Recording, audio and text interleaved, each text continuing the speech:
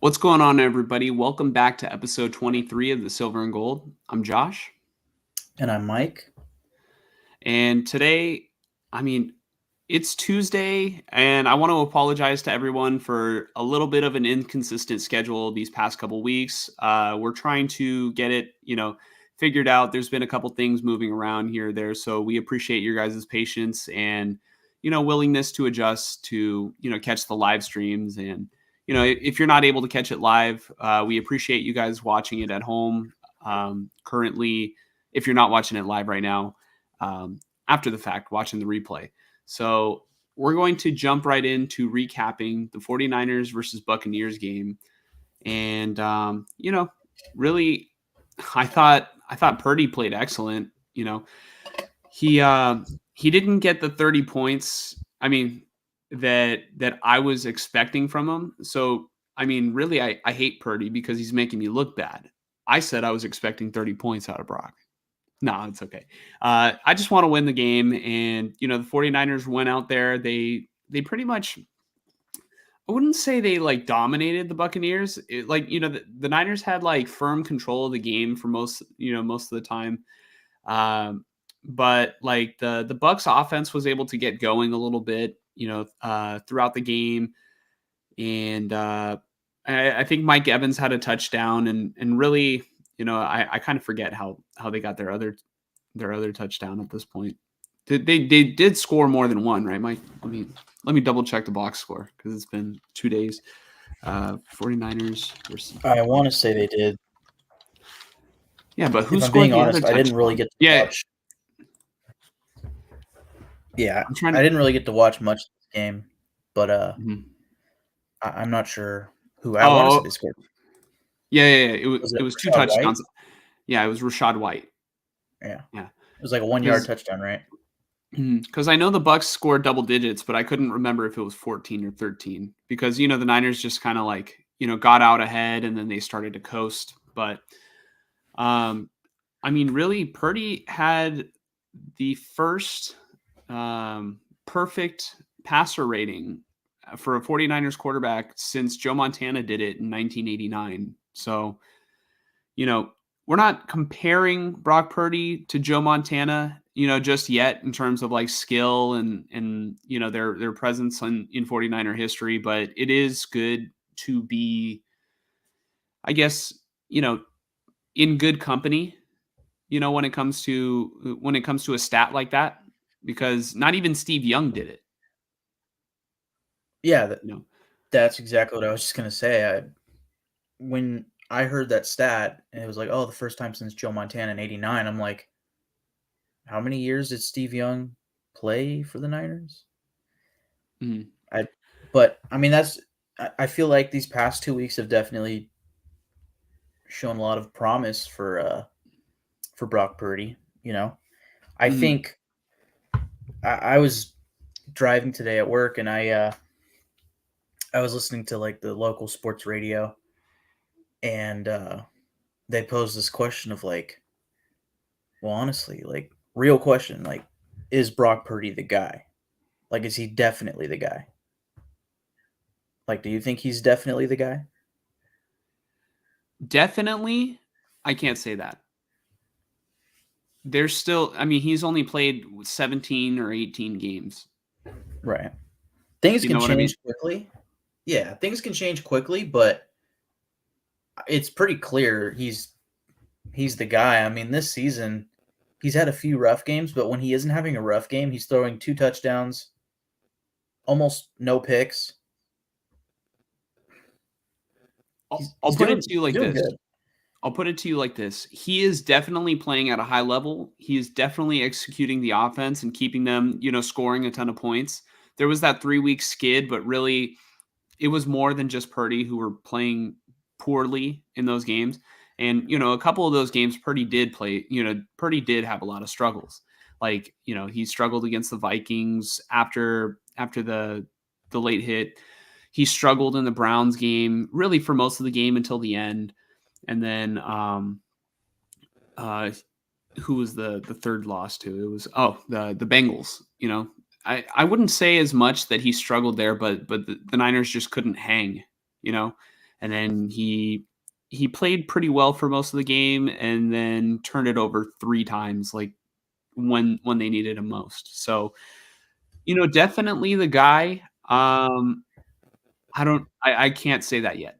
Like, um, we'll have to wait and see. I still want to see him, have a game where he's not just out in front with a big lead and coasting, right? Yeah.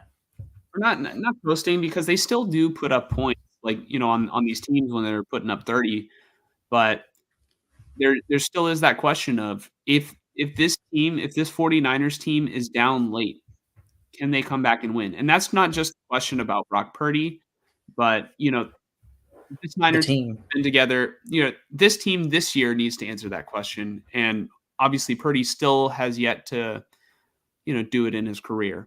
The closest game I can really think of where Purdy had to overcome a lot of, like, back and forth with another team was actually against the Raiders last year. That game was crazy. That game was hella good. Yeah. Yeah. You know, we seem to forget about that game, but it was like, what was the score? Like 34 to 36 or something like that? Like, Or 31 or yeah, so it was both in the 30s, I think. yeah. Yeah. But back to the Niners versus Bucks. Purdy was he was fantastic throughout the game, and maybe incompleted like 3 passes or so. Like, he was very efficient, and he threw the ball downfield outside the numbers. And all right, I wouldn't say I called out Brock Purdy, but, like, I was like saying he doesn't really do that. And then the week before, I was like, he did throw a ball outside the numbers, 15 yards down the field. This time, I mean, Purdy's just throwing dimes right now outside the numbers. Like, he's really stepping it up. And, I really appreciate that, because those are some of the questions that I had about him. And if he's able to consistently hit on those deep balls, then, to answer your question, Mike, if he can consistently do that, I think there's no question that he's the guy. And if he consistently does that, then he will absolutely come back, bring the team back when they're down. Right. It's still yet to be seen, but I'm confident that would be the case. So Brandon Ayuk is another player that I wanted to mention, because Ayuk had a phenomenal game. And let me just tell you, I was absolutely, like, jumping and yelling when Ayuk had that 76-yard touchdown, because I was down a fair amount in my fantasy football matchup too. And, like I've mentioned on the podcast before, maybe several times at this point, I have Ayuk on my fantasy team. I really thought that this year is going to be his breakout year, and there was no way I was going to trade him to anyone else, because if he continues to tear it up like I think he is, and like he's showing, he's playing great. He's really had a great season so far. And he and Purdy, I mean, I hate to call them like the dynamic duo, because really this offense is more than just Purdy and Brock, but they are a really good pair that complement one another. So, I would love to see Purdy continue to look Ayuk's way, because, I mean, Ayuk's open a lot of the time. He gets open pretty frequently. And, I would hate to see Brandon Ayuk on another team. Yeah. I would say I think really all of the weapons complement Purdy very well, right? But I think this year especially, obviously McCaffrey's McCaffrey, but it feels like Kittle and Ayuk are really kind of taking turns, like having dominant games and really doing a good job of, like, complementing each other and helping Purdy. Mm-hmm. There was one point in the game, a little bit before halftime, like just before halftime, while we're on the topic of Ayuk, where it was kind of bizarre to me that the Niners had, I think, 2 timeouts left. They completed a ball to Ayuk, and he's going towards the sideline, but he doesn't get out of bounds, and then the Niners have to burn a timeout. Like, if he would have just gone out of bounds, they could have gotten closer, maybe had another play because they wouldn't have had to, burn that timeout. They could have used that, but really it ended up not being a difference in the game. And then last thing I want to talk about is safety Talanoa Hufunga is going to be out for the season with a torn ACL. He had a play where I want to say it was either Rashad White or some other Bucks player, but they put Hufunga on ice skates, and that was the play where they didn't report the injury at the time, but I saw the way his knee buckled, and I'm like, wow, I'm surprised he's not hurt. And then he came out of the game, and they said that he was in the blue medical tent, and then all of a sudden he's getting carted off. So I was like, well, not that I put that out into the universe. Like I was literally thinking that in my head, and then like, it was just an unfortunate set of circumstances. I really like Hufunga as a player. He's one of the defenders in the NFL that I think is really good when the play is in front of him. And, this season, I wouldn't say he's been having as hot as a season as he did last year. Last year, he was like a dynamic, turnover machine, especially to start the season.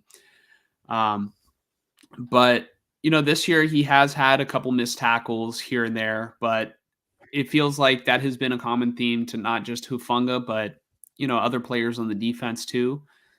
But Jair Brown stepped up into the game, and he even had an interception on, it might have been the first drive that he went in, or at some point late in the game. I already forget.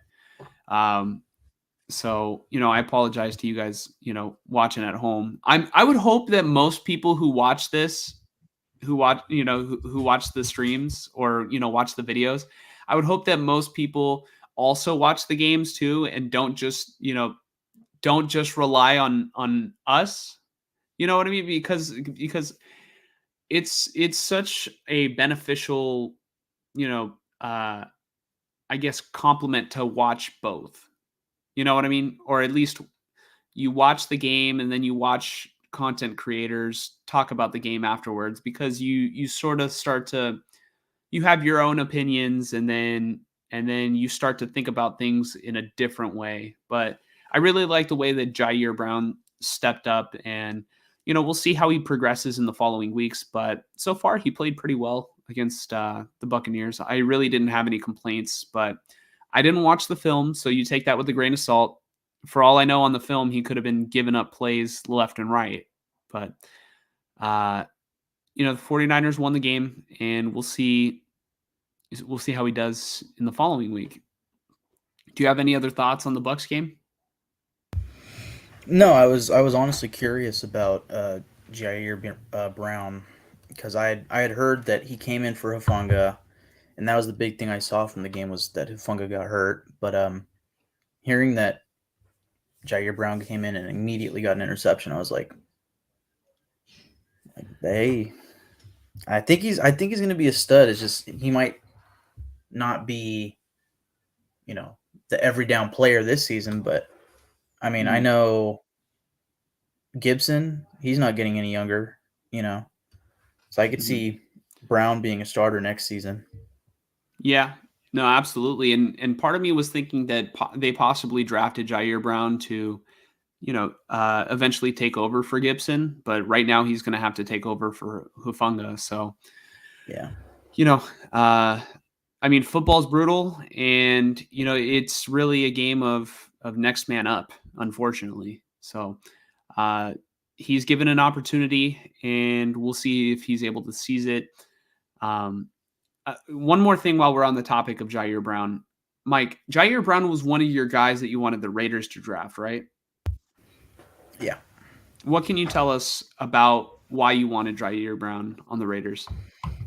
He's versatile, and he's a sure tackler. He's versatile in the sense that both he could probably play free or strong. Mm-hmm. He could play in the box or deep. He'll help in the run game. He'll get tackles for loss. He'll get interceptions.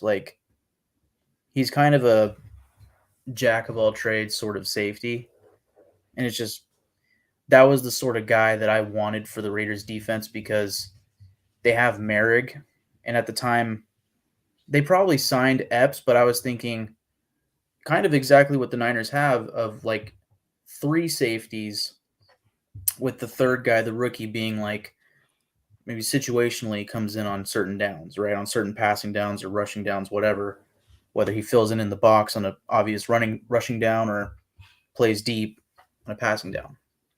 Or he could play in the nickel. I mean, he could honestly probably play in the slot. Like he's that versatile, you know. So that I liked what I saw. Mm-hmm. Unfortunately for the Niners, I mean, they could have used that help in the slot, because you never know with a guy like Ambry Thomas there, or I think they might have even moved Diamador Lenore to the slot and Ambry Thomas to the outside, but it'd be because they benched Isaiah Oliver. But Jair's probably going to have to hold it down at safety, for the rest of the season at least. There was one more thing I wanted to talk about. Sorry, I know we've been rambling on about the Niners-Bucks game, but Elijah Mitchell also played very well in this game, and there was a lot of talk about Elijah Mitchell because a good friend of the show, Grant Cohn, asked Kyle Shanahan why Jordan Mason was not the running back too. Obviously, he worded it a little bit differently, and it stirred the pot on Twitter because you got half people saying, or you got most people saying thank you for asking that question, and then you got like the other group of people who are just like despise everything that Grant does, or maybe didn't really care for how he asked the question because I mean. The way he asked was what does Jordan Mason have to do to re-earn or to earn Shanahan's trust to get more touches because he's been so efficient, and Shanahan got really defensive. But like, if you have a highly efficient running back, clearly there's no trust, so I don't know why Shanahan took it to heart. Most coaches wouldn't be so standoffish. Most coaches would just say, yeah, he's got to pass protect a little bit better. And then also we have a lot of faith in Elijah Mitchell because, what we see at practice, we think Elijah Mitchell might give us a, better yada, yada, yada. Like literally all you have to do is just, be respectful at the press conference. Don't be standoffish with the media. It's not a good look. But Elijah Mitchell sort of his role at running back 2 was called into question, and he responded with a very strong game where Kyle Shanahan featured him a lot more than he did in like the past several weeks. So I don't know if Shanahan was sending a shot at Grant Cohn. I doubt he thinks about him during the game, but we all thought about it, right? It was like just sort of a coincidence. So. Props to Elijah Mitchell for stepping up when sort of called into question. And, with that, I'm going to take a couple comments before we move into, the Niners Seahawks game. Anthony says, fuck the 49ers. Hey, Anthony, fuck you. No, just playing. Anthony, welcome back. I hope you had a great birthday. Wow. We appreciate you coming back and, checking out the show. Even though you're not the biggest fan of the Niners, we know that, you're going to be here throughout the Raiders side. Chicano is also in the chat. And Chicano says, sorry, not how I wanted to say hi, fellas, but I couldn't resist. Oh, because he laughed at Anthony's thing too. And Anthony's laughing. Anthony's a good sport. Good dude. Shaq Leonard to the Raiders. What do you think, Mike? I mean, that's not true, but that would be cool. That would be great. Now, here's the thing. We talked about this in our group chat, right? I don't know if you saw these texts. I was mostly texting with like Tyler and Lorenzo, but the issue with Shaq Leonard getting cut, I know we're kind of veering off for a second, but no, we're done with the Niners Bucks topic. Let's answer some questions. Sweet. He was waived, and he had a mega deal that he was under contract with the Colts. Now, the thing with the player getting waived is that their contract follows them on waivers. So he's under like a 4-year deal where the rest of this season he's going to get paid $6 million. Oh, not that big of a deal, right? Now, that's like for what, 6 games?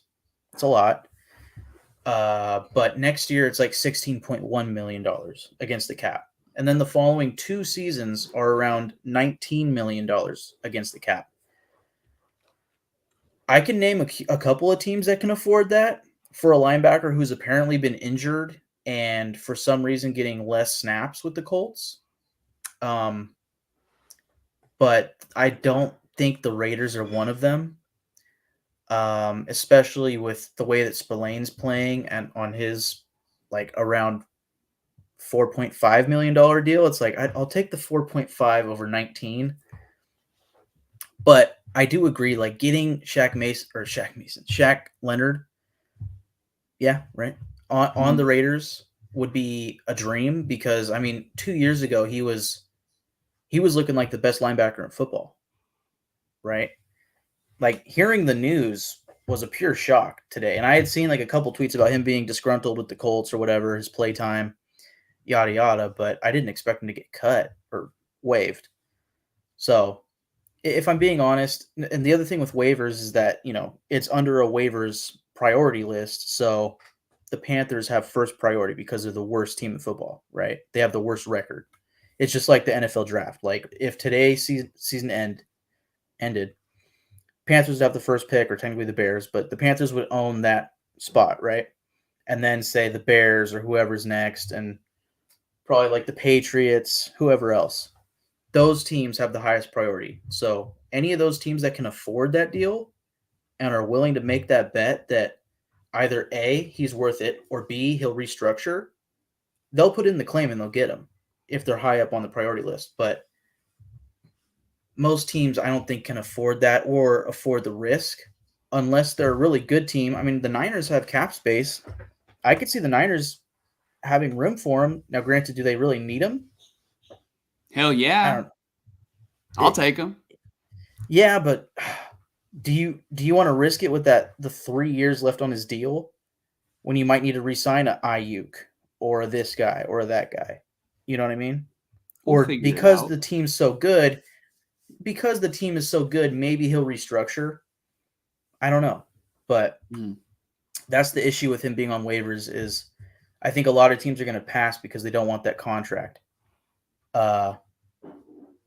If he's fully healthy and he's the same player that he was 2 seasons ago, he's worth it for sure.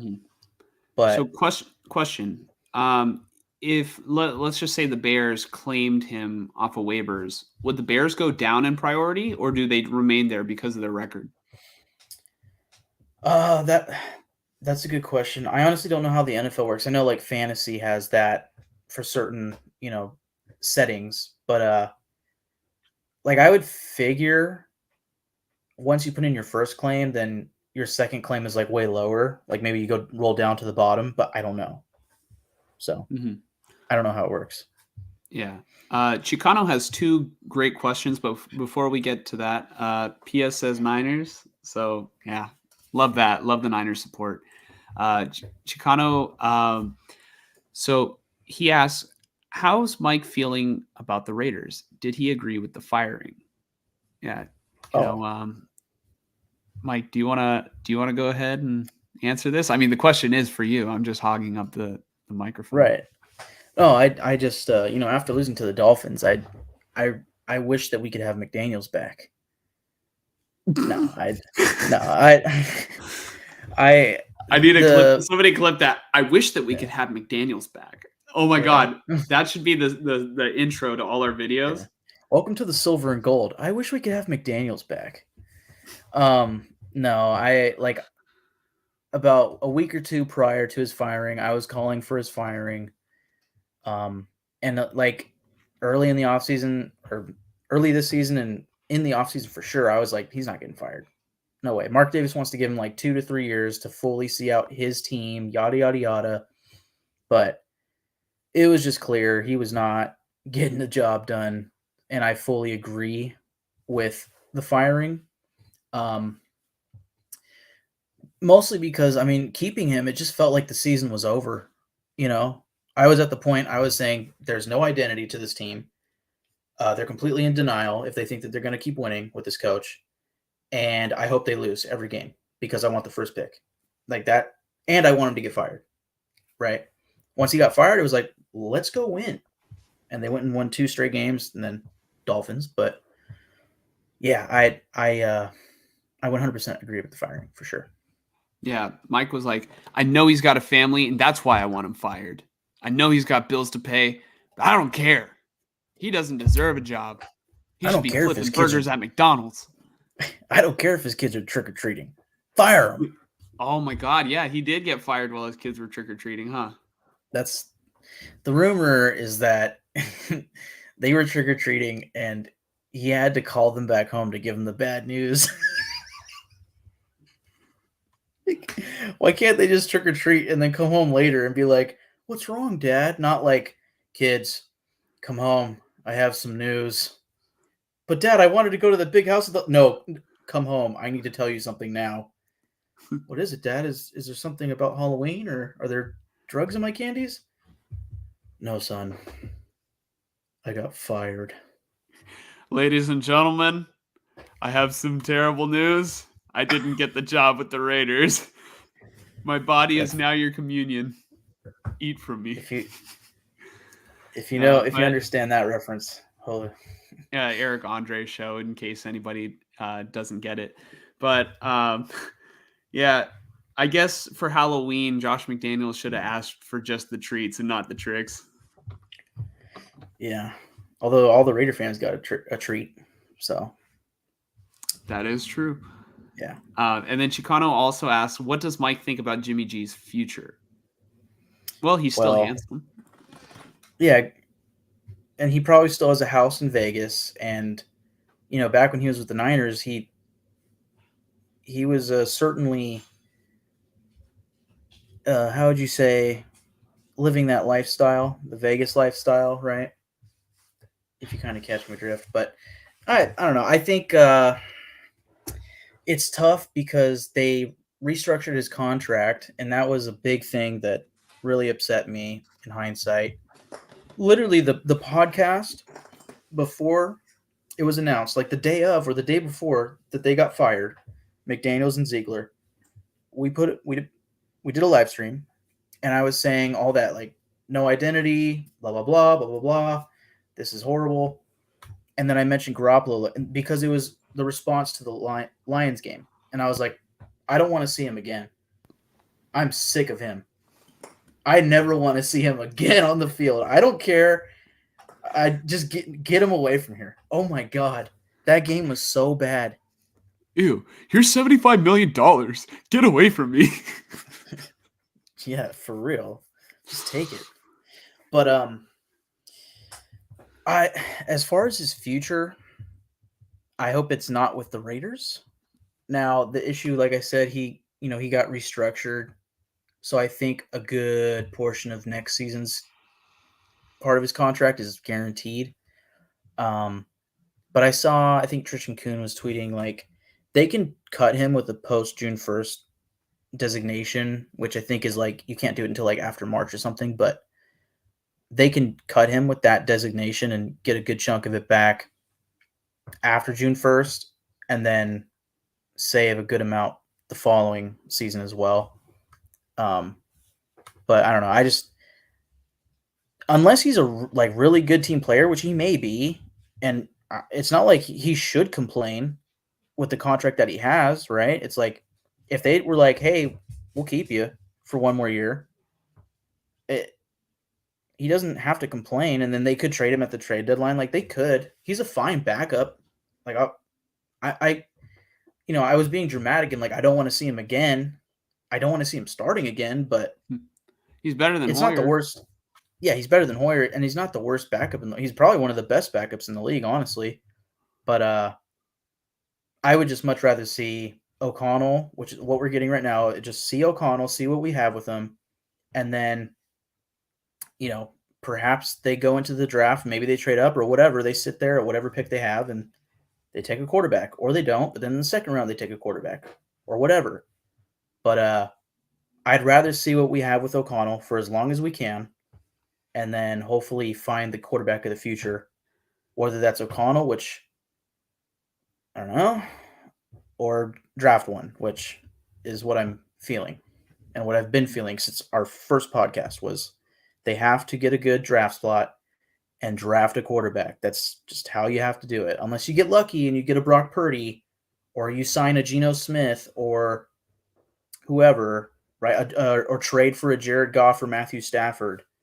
But that's just not going to be that often. And, batting 1,000 in the draft is never going to happen either. Like, you could have, I'm not going to call Bryce Young a bust, but you could have Bryce Young who's going to take a long time and possibly not figure it out. Or you could have a CJ Stroud and he. Did we lose you? Did you lose me for a second? Yeah, for a second. You said, Okay. Or you could have CJ Stroud and then you cut out. And he might be the MVP this season, like straight up. Mm-hmm. Like statistically, he should be, right?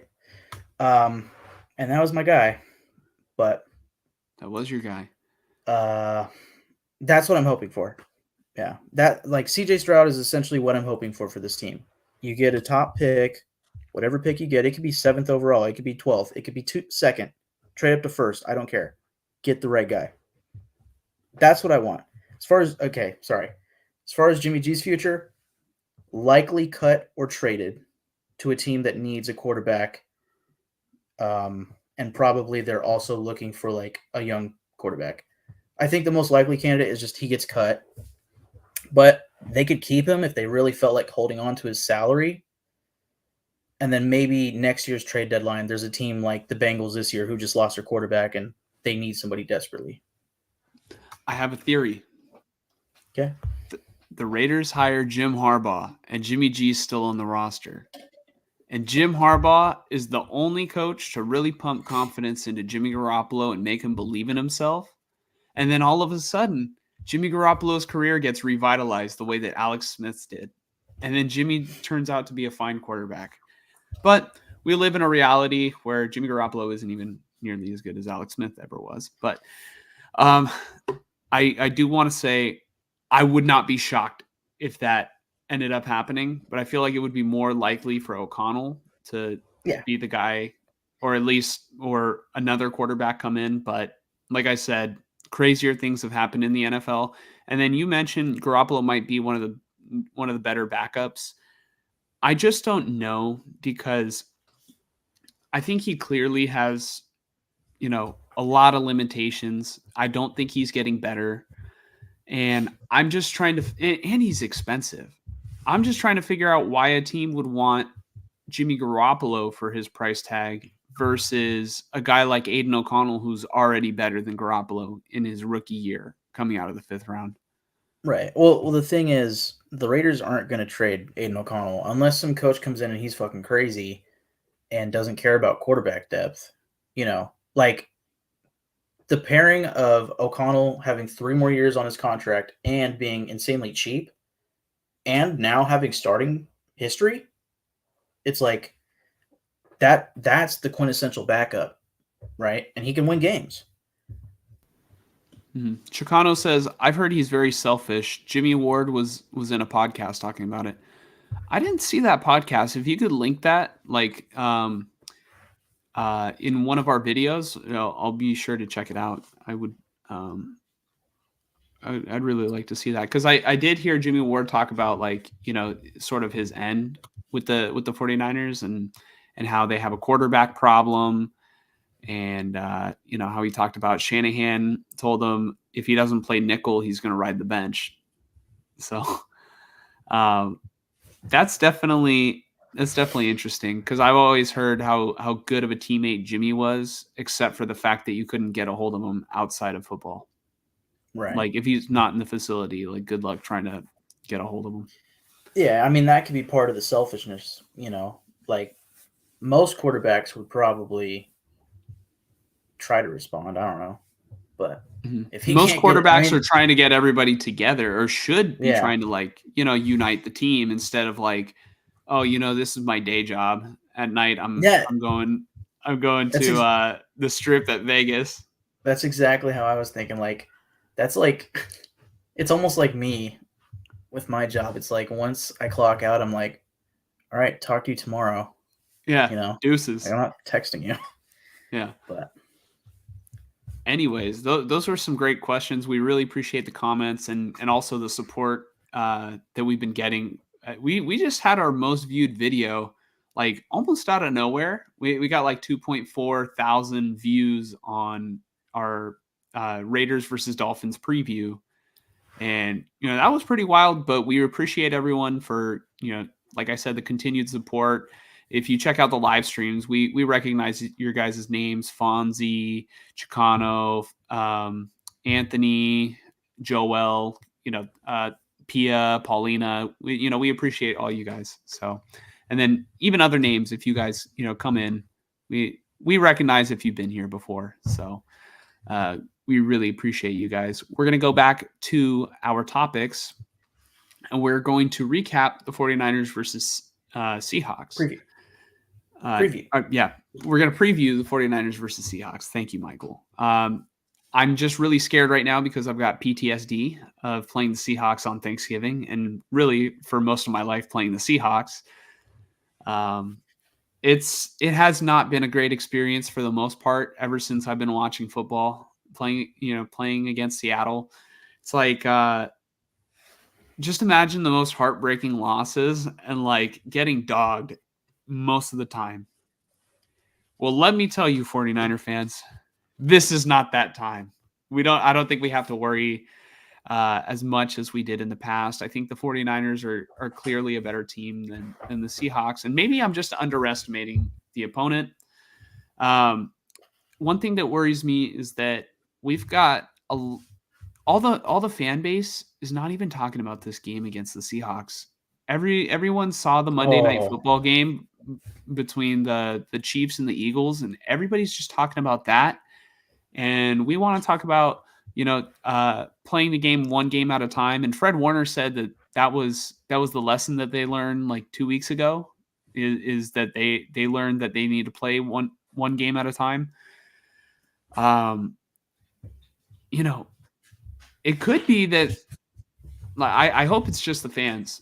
I hope it's not the team overlooking Seattle, because they're still right behind us in the division. We don't want to let that slip away. And more importantly, in order to really make it that relevant against the Eagles, we need to take care of business against Seattle first.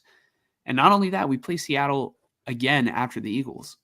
How confident would we feel as fans if the 49ers do not take care of business on Thanksgiving, Thursday night, and then they have to go against the Eagles, and then the week after that they have to play a team that they dropped the ball against, on Thanksgiving? That would almost like we're riding another high right now. We don't want to be on a roller coaster. We want to be on like an upward trajectory and maintain the consistency of being better. It would just like we would be at the top and just absolutely the stock would plummet, and we would start like panicking again, because we would start to think about what is going on with this 49ers team. Why have they lost 4 games out of the last 6, or out of the last I think it would be 6. Really the keys to the game for the 49ers are just going to be Purdy has to keep playing well like he's been playing the past 2 weeks. I feel like I say this every week, but really as long as Purdy's not turning the ball over, I think the Niners have a great chance to win every week, because they've got so many weapons. As soon as Debo came back and Trent Williams came back, you really saw that like the defenses can't really hone in on Brandon Ayuk and can't really focus on McCaffrey without having to pay for it on, Debo's going to start eating. And Shanahan started incorporating Elijah Mitchell more. So if Elijah Mitchell is able to get going, you're going to have more carries up the middle, and you won't have all that strain just going solely on McCaffrey, right? You want to lighten the load on offense. You don't want to rely too much on one person. And, the Seahawks have a pretty good secondary, and, I think that they will give the 49ers the most trouble out of any of their division opponents.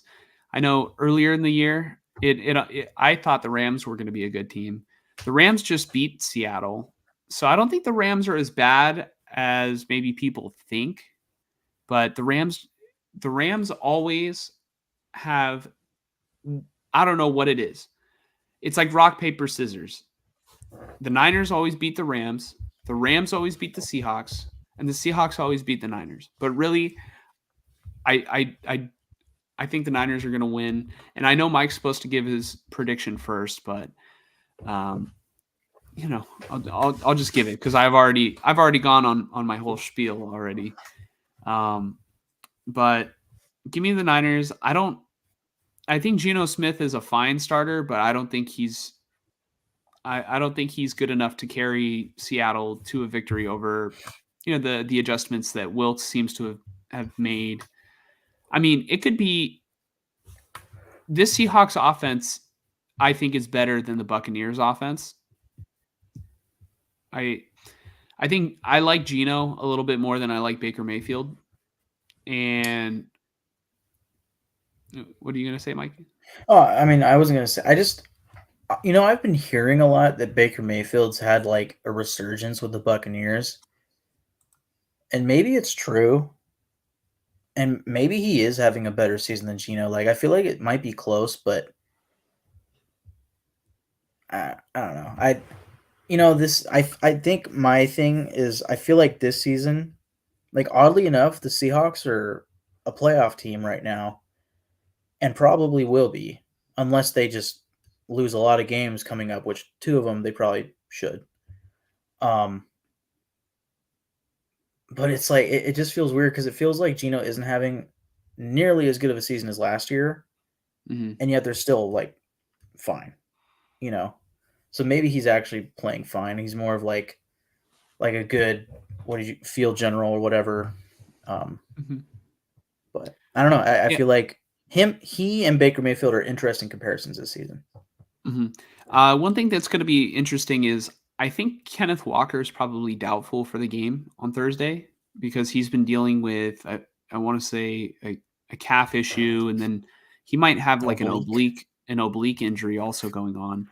So maybe he's fully healed from the calf, but he is absolutely going through that oblique strain or some sort of injury. Yeah. So I don't know if even if he was playing, I don't know if they would be able to establish the run against the Niners defense anyway. But the fact that he's not, we might see a little bit more checkdowns from Geno Smith to Zach Charbonnet because Charbonnet is more of a receiving kind of back than a straight up the gut runner. But I'm sure, if he's a running back, don't count him out, right? Oh, he'll put his head down. He might get flagged for it, but he's willing to run through guys. Even if he doesn't put his head down, there will be a flag on something in today's NFL. So look out for that, right? Just sort of giving a nod to, we had a discussion sort of in our fantasy group chat earlier about today's NFL and how it's like dictated by the referees, But Mike, what's your prediction on the game? No, I'm just kidding. Niners. Yeah, I was like, okay, all right, easy money, Yeah. No, I Kenneth Walker likely being out is huge, but I feel exactly the same as you. Like, I don't really see it for the Seahawks versus this Niners team. I'd actually need to like really look at all of the opponents the Seahawks have faced. Like, they could be like essentially fakers, like maybe they're like the Dolphins and like maybe they haven't beaten that many good teams, but let me look at their schedule real quick. Yeah, I feel like they've probably had like one or two like shockingly good wins, but then also like they've probably faced teams like the Panthers or something. You know, Hmm. I don't know. I don't Okay, know. so I'm just let me assuming. see. Uh, they lost to. Hold on. Okay, I think they're 6-4. they lost to the Rams. They beat the Lions in overtime. So that's actually Wow, crazy. Yeah, 37-31 against the Lions. dude, the Lions are that close to being tied for the 1 seed at 9-1. Yeah. Jesus, Uh, the Seahawks beat the Panthers. They steamrolled the Giants, but who it's fine. didn't? Yeah, Uh, they lost to the Bengals. at the time They probably Joe Burrow, so that's fine. they beat But the they didn't beat them. Cardinals. They beat the Browns. So the Seahawks have beat some pretty good teams. Well, okay, they beat the Lions and Browns. Yes, and then they got steamrolled by the Ravens. And then they Yes, barely they beat the did. Commanders. And then they lost to the Rams. Yeah, I don't know. I think the Seahawks right now. I mean, I guess the best way to put them is a wild card team. You know, like they Mhm. can beat a good team, but they probably won't. You know, and any given Sunday, right? That's how I feel about every team. It's Thursday, boy. Woo! Not any given Sunday. Just give us the victory right now. Let's look on to Philadelphia like the rest of the fan base is already doing. Well, the good news for the Niners is they get that extra 3 days to look forward to Philadelphia. You know, Mhm. the team gets 3 extra days to prep, right? So that is nice for the Niners. But what the hell is my point? I guess I don't see it for the Seahawks, but the one thing I will say is that this is the late night game, right? And this is in Mhm. Santa Clara at home. No, Oh, it's in Seattle. it's in Seattle. Oh man, see, okay, that's two things that make it interesting.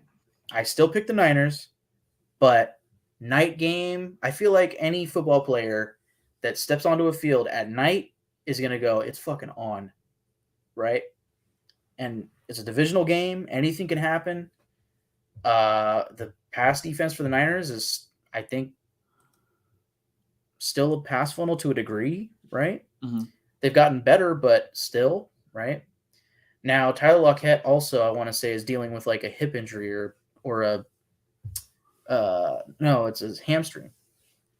So if he's not playing 100%, that could definitely limit them too. You're already limited with the run game, so like I said, I don't see it for the Seahawks, but I could see it being that primetime night game that could be very interesting. Yeah, I mean, I was gonna say Tyler Lockett better not play on Thursday if he's dealing with a hip injury because I'm telling you what, Niners would make it worse. With the good old fashioned clapping.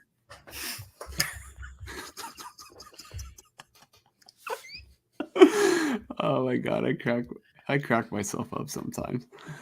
Um, but yeah, the game being in Seattle, I hope that we're able to finally get our revenge because that fateful day in 2014 where I remember Russell Wilson and Richard Sherman. Richard Sherman after having multiple interceptions, carrying the turkey and eating the turkey leg on the 49er logo. Like, I mean, it's traumatizing. It's enough to make a grown man cry. You know, uh, yeah. I want to see Fred Warner and who else would I want to see? Like if I could pick 49er players to eat Eat turkey, the turkey leg. eat the turkey leg because they're gonna bring it out. They've done that like every year on the last Yeah, game. yeah. Okay, you give me the players that you want, but I'm going to give you the players that will. Okay, Mm-hmm. Brock Purdy, George Kittle, and Fred Warner. Yeah, I'd say those are probably the guys, and you could probably add Kyle Juszczyk in there, just maybe, just because he's as a guy hungry. who Yeah, because they don't feed him. But the guy, I would want to see Fred Warner because he's like the face of the defense. Maybe Nick Bosa, like might be cool. George Kittle's probably going to be out there. Yeah, I would want George Kittle because George Kittle's sort of the face of the, I mean, he did pull out the F Dallas shirt. I would want the him entertainment. He's the entertainment. So like, he's the performer of the team. So he's got to. It's his time to shine, where he's supposed to make it more interesting and fun. He's watched wrestling. He's got to sell it. Sell the rivalry.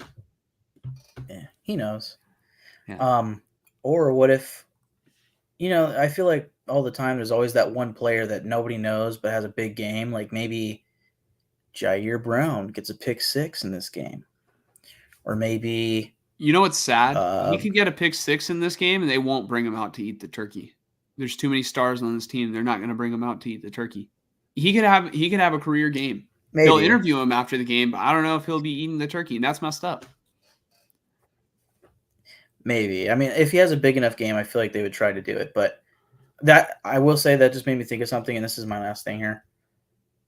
That's why John Gruden was so good on Monday Night Football, because he always had his Gruden grinder that they would like focus on, and it was always like offensive lineman, defensive tackle, some thought to be second string linebacker that just had a great game, or like some nickel corner or somebody that nobody knew, and he would like showcase him at the end of the game. It was like, hell yeah, like that's cool. Mm-hmm. Now, just to clarify for the fans watching, at home who maybe don't remember when John Gruden was an announcer, Mike's talking about when Gruden was an announcer, not a head coach during Monday Night Football. Gruden was an announcer on ESPN Monday Night Football, and he would pick out players, like who stood out in the game. Did I just say that's why Gruden was so good, period? Yeah. You were like that. Yeah. That's why Gruden was so good on Monday Night Football. Like, oh, okay. Yeah, I just wanted you to could see it as a coach. Yeah. Yeah. Gotcha. Like at first I was listening in the lens of like, all right, what did Gruden do as a coach on Monday Night Football? Like, it was so special, but obviously I remember Gruden grinder. Now I do want to get to there's 3 comments from Chicano before we move on to the Raiders side of things. He said, "Here's the link, fellas." I don't see the link. Might be having technical difficulties. Okay, I think you're back. Yes, I am back. Okay, I'm not sure who's going or who's losing it or what. It's probably me. Well, I hope that it just shows up fine on the YouTube. Yeah. I don't see the link here, but if you could do me a favor, Chicano, if you could just post the link to the Jimmy Ward video under the most recent Niner video, or after this live stream when it has public comments rather than live comments. That way I can watch it later. I would appreciate it. And then Chicano also says, "Mike, just talk, we listen." I don't understand, but yeah, Mike. I'm assuming that. No, I'm assuming that means that you were the one that was disconnected. Maybe Chicano can let us know who was still in the thing, because what I saw was like blank screens for both, and then like a loading, and then I came back, but you didn't yet. But this was 7 minutes ago when he commented. Oh, never mind. Yeah. Well then. So Mike, just talk. We listen. Or don't talk because you don't know what the fuck you're talking about. Yeah. Enough of you, Mike. All right. Welcome, Mike. No. Raiders versus Dolphins. No. All right. We got the Raiders versus Dolphins recap starring Michael Forrester. Mike, why don't you take the floor and tell us what went on in this game? How are Raider fans feeling? You're getting a little too close to the screen, but I kind of like it. Yeah, the Raiders lost, but in typical 2023 fashion, the first thing I have to say, okay, this is a Dolphins team that was coming off the bye for them, right? They are the top scoring offense in the league. They're averaging like 30 points a game, and they're the top yardage per game offense in the league, averaging like say around 300 yards a game, whatever it may be. And the defense for the Raiders kept this team in the game the entire way. The entire way. The Raiders led the game at the end of the first quarter, thanks to a literally last second, like there was 1 second left in the quarter, 46-yard touchdown from O'Connell to Davante Adams. That was an absolute thing of beauty. Davante Adams beat triple coverage, and the ball was perfectly placed. Granted, that may have been the only perfectly placed football that night from Aiden O'Connell. Probably not. I mean, he had some good throws. Like, I don't think I his can tell stats, you there was another one when he maybe put if you the remind football me. down at the end. When he put the football down at the end of the game, that was a perfectly placed football. Like when he stopped playing. Yeah. Okay. You gotcha. know, when he put it down. Yeah, when he just stopped. Yeah. I don't know if the stats are telling the truth about his performance. Like, 1 touchdown, 46-yard, to Davante, but then 3 interceptions. I know there was one like dive. There was one interception that was just nice from Jalen. Really, both of Jalen Ramsey's interceptions were just like, damn, he's still that dude. Like, he is still that guy for sure. And that's going to be that'll be a welcome thing for the Dolphins fans, especially leading towards the playoffs. If they can win that division, and you have Jalen Ramsey out there on defense, like, they can make noise, obviously in the playoffs. But anyway, those two, I hated. I really did not like the decision to throw the pass that he did to end the game. I watched the replay. I see Amir Abdullah on the other side of the field in the flat, like just jumping with his hands up, like, throw it here, dude. He had like 7 yards from the nearest defender. He could have caught the ball, turned around, went out of bounds, first down, probably on like the 25-yard line. And there's still, let's say, 30 seconds left. Like, they had a shot. They had a shot to win this game. And I think O'Connell maybe just wanted to play hero ball, or really what probably happened was he didn't see the safety lurking from the right side. I know I just skipped all the way to the end of the game, but I just have to talk about this pass.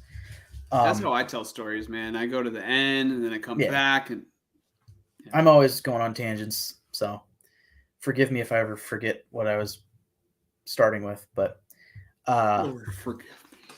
Yeah, I mean, he was throwing the ball to Trey Tucker quite a bit in this game, and I like Trey Tucker, but he clearly makes rookie mistakes. There was one incompletion where he tried to do a toe drag catch on the sideline, and I think he just barely got his foot out of bounds, and that was like on a 3rd down. We had to punt. It was like, if you just barely get your foot in, but that I can't really fault him. Like, that's tough. But the first Jalen Ramsey interception, I think it was a bad pass because, Trey Tucker came out of his cut. He was doing like, an in route, whatever you call that. And, it should be like he cuts right and keeps running. But once he cut right, he stopped because the ball was coming to him. And then Jalen Ramsey just cuts in front of him and picks it off. And then at the end of the game, obviously, O'Connell threw it because it looks like Trey Tucker has this dude beat. He's beating Jalen Ramsey for the middle of the end zone on a post. But the safety from the right side of the field comes right on over. If Jalen Ramsey doesn't get there, the safety can at least bat it down, if not pick it. But Jalen Ramsey comes back and picks it off. And again, it was a nice play from Ramsey, but I just didn't like the decision to try to go for that on a deep pass because other than the Davante Adams pass, the deep passing attempts were not working for O'Connell. So, again, 3 interceptions for O'Connell. This was definitely his worst game. I mean, I didn't even talk about the second one. The second one was bad. And he was just trying to not get sacked. It was 4th down. Like, I can't get mad at him, but at the same time, it's like, I think we were in field goal range. Like, and if that's true, then what was the final? Okay, 20-13. So, point being, let's say he doesn't throw that second interception, right? And I think it'll be on the cover of this thumbnail, but it's when he's getting almost sacked and he throws the ball, and it just like kind of fumbles out of his hand, and then number 15 Phillips, or I forget his name, but the defensive end for the Dolphins picks it off. It's like if they were in field goal range, you can kick that, and then on the next possession, you could potentially kick another field goal, but they were down 20-13, so that would only made it 20-19. So a field goal actually doesn't matter. So I'm getting all over the place. 16. Well, no, let's say he doesn't throw the pick, so then they kick the field goal. Now it's 20-16. So I'm saying if they, on the final drive, kick another field goal, it'd be 20-19. It doesn't matter. You still need a touchdown.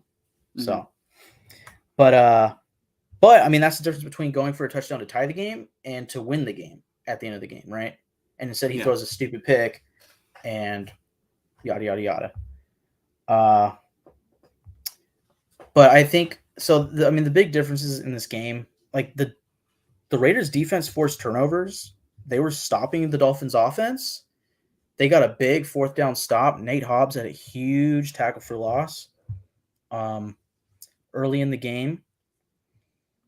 But the interceptions from O'Connell, kept the Dolphins in the game at the end, or at least prevented the Raiders from winning the game, right? And then another big difference is the rushing games for the two respective teams. I said they needed to stop the run, and Achane got hurt on his second carry or first carry. Didn't come back in the game, but Mostert still had 22 carries for 86 yards. But bigger than that to me is Josh Jacobs with 14 carries for 39 yards. And I said in our preview of this game, he should have 30 touches. And he got not even half of that. Or maybe he got half of that with a catch or something. But I'm watching the game and I'm like, man, like again, at the end of the first quarter, they had the lead 10-7. Run the ball. 4th quarter, you're trying to force passes. Run the ball. Like, I know you don't want to give up time, but like Jacobs is that guy. He's that dude. He's him. Like, let him get the ball.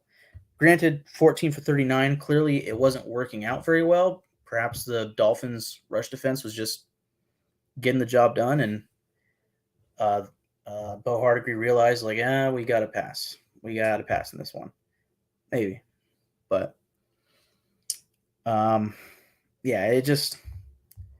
they never got the lead back at any other point in the game. They had it in the first quarter, and then Dolphins kept the lead from then on.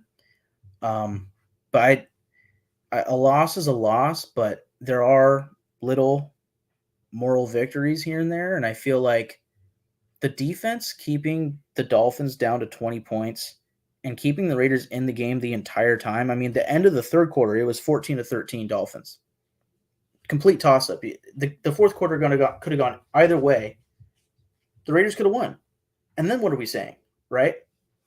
I mean, if O'Connell gets let's say doesn't get the second interception and then gets a game-winning touchdown at the end, it's like that's just 2 drives. Big difference. And we're all saying whoa, look out for the Raiders, man. They're 6-5, and they are right on the cusp of that 7th seed or whatever. But now we're 5-6.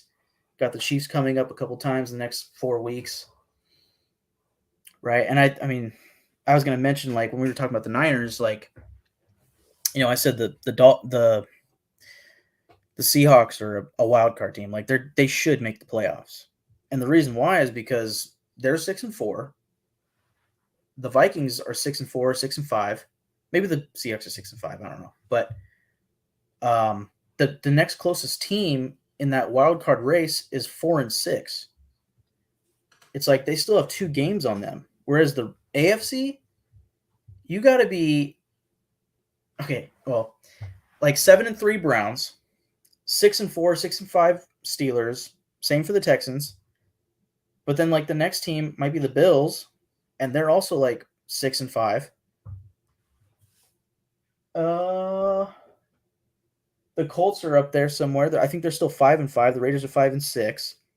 The Broncos are on a 4-game win streak, and they're 5-5. They went from in 1 week. They went from 4th to 2nd in the AFC West. So, I just the AFC is essentially loaded with wild card potential teams, and I think the road is looking pretty tough for the Raiders. But as we keep saying, you just got to take it one game at a time, and hopefully you can go out there and beat the Chiefs. I think the way that they performed against the Dolphins tells me that they can, but it doesn't tell me that they will, right? Mm-hmm. Just real quick, I pulled up the AFC and NFC playoff standings so far. I did not realize the Ravens were the 1 seed. Yes, the Ravens are the 1 seed at 8-3. For a second, I was like 5-5, and they're the 1 seed. What the hell is going on with the AFC? No, they beat the Bengals, who are 5-5. Who the Bengals might not make the playoffs, dude. No, they won't. Joe Burrow went down, I think. Yeah, Browning isn't good. Yeah, so 8-3 Ravens, 7-3 Chiefs, who the Raiders are going to play next. 7-3 Jacksonville Jaguars, 7-3 Dolphins, who the Raiders just played and almost beat. And we're going to talk a little bit more about the game. 7-3 Browns, 6-4 Texans, 6-4 Steelers. Yeah, so you have to have 6 wins to be in the wild card, and the Bills have 6 wins. They're sitting on the outside right now, and the Raiders currently have a losing record, so they need like 2 straight wins to get back up into the winning column. It's going to take a while, and I think at that point, let's say they lose to the Chiefs, and then I think it's the bye week. Then they have the Vikings. Let's say they beat the Vikings, okay. Then they have the Chiefs again, I think, and then you have like the Colts, Chargers, and Broncos, not in that order. I mean, the Chargers are playing like shit. They might even have an interim coach at that point.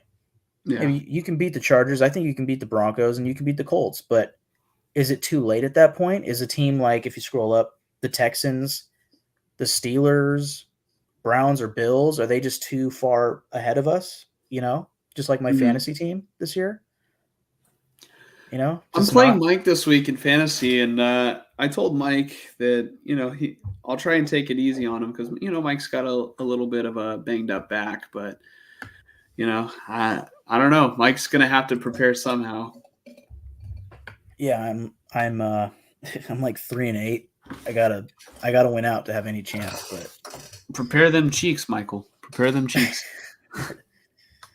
But yeah, and then look at the NFC comparatively. It's like 4-6. Oh wait, sorry. Yeah, 4-6. Yeah, but the teams that are in are 6-5, 6-4. Right, yeah. But like if the Raiders were in the NFC, it'd be like, oh, we just need to win like 2 games and we're in. Yeah, but the AFC, it's like, good luck. You know what's funny though, is like, all right, you look at the AFC and then it's like, all right, it's loaded. And this is kind of your point. It's loaded. I don't know if I would call the Steelers loaded, but all these teams are looking pretty good, except for like these bottom 3 teams and the Steelers. Yeah. Well, I don't think this. I don't know if I still think make the playoffs. I think the Bills get in over them. I mean, the Bills should, and I hope they do. For God's sakes, that would make the playoffs way more fun. But and the Bills are probably going to get really serious right now. Like, let's be honest. And their offense played really well since firing what's his name? But also the Steelers, and the Steelers fired Matt Canada finally. So that'll be interesting. Like, I still think Kenny Pickett has potential, but he hasn't played. Yeah, he hasn't played like a guy who was drafted in the first round yet. I think the Texans will make it above them. I think they're hot. They are on fire right now. Now, honestly, the Browns, that's a big question. They went out there and they started Dorian Thompson Robinson. I hope I said his name right.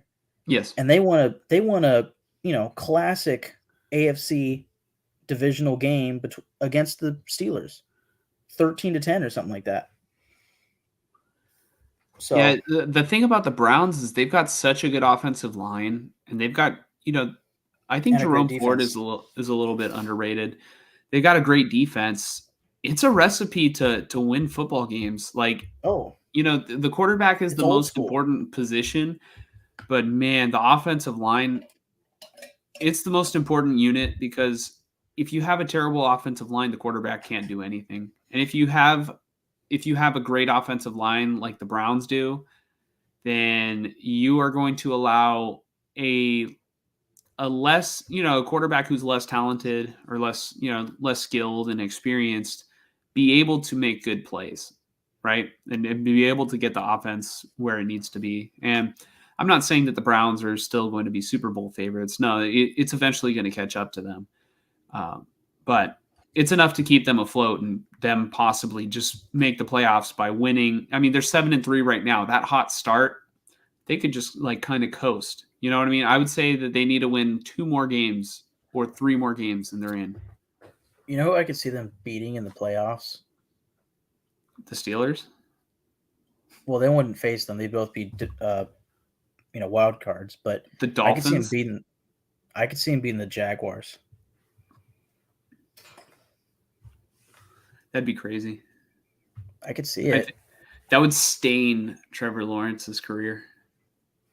It would not be good. Yeah.